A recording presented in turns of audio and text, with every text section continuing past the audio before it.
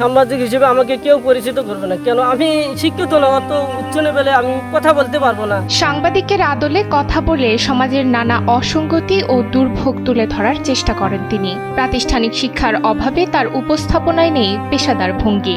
সমাজের দুর্ভোগ আর পিছিয়ে পড়া মানুষের গল্প তুলে ধরায় যেন কাল হলো তার। গুছিয়ে ও সাবলীলভাবে কথা বলতে না পারায় সামাজিক মাধ্যমে তাকে হতে হচ্ছে ট্রলের শিকার।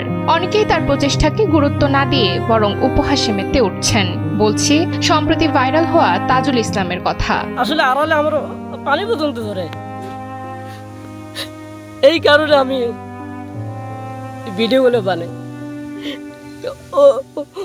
অনেকে হাসাহাসি করে, আমাকে অনেক ঠান্ডা করে। আমার যে এত কষ্ট,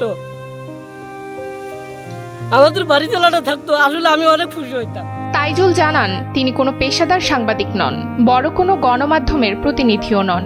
জীবনের অভাব অনটনে তিনি স্কুলে পড়ার সুযোগ পাননি, তবুও নিজের এলাকার মানুষের দুর্ভোগ, চরের জীবন সংগ্রাম আর একটি সেতুর প্রয়োজনীয়তার কথা তুলে ধরতে হাতে নিয়েছেন মোবাইল ফোন আর বুম।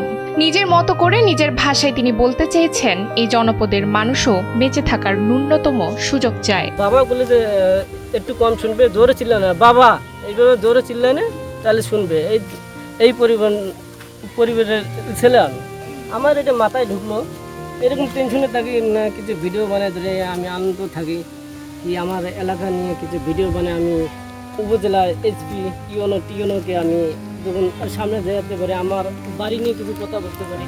আমার যেহেতু বাড়ি চালা বলতেও নাই, এরকম আমি দরিদ্র এক ছেলে, অনেক কষ্ট নাই বলতে নাই, কিছু কিছু কষ্ট আমি এখন না বলতেও পারি।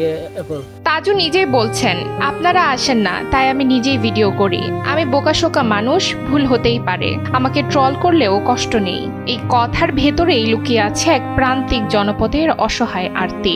সাংবাদিক যেগুলো আছে বাংলাদেশে, এগুলো কেন চর অঞ্চলে আসতে পারে না? নাই কোনো রাস্তাঘাট ভালো, তাহলে তারা আসবে কিভাবে? তাদের কাছ থেকে আমার যেমন কুড়িগ্রাম এক আসনে অতি তাড়াতাড়ি একটা রাস্তা করতে হবে না, দুইটা ব্রিজ লাগবে, কি এই যে দুইটা ব্রিজ হলে কি একটা ব্রিজ হলে হবে?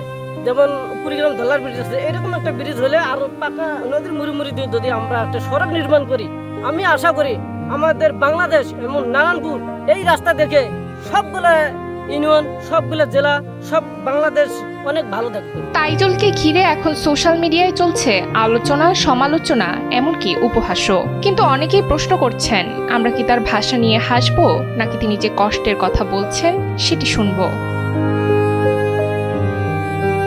নুসরাত তালবিয়া, সময়ের আলো।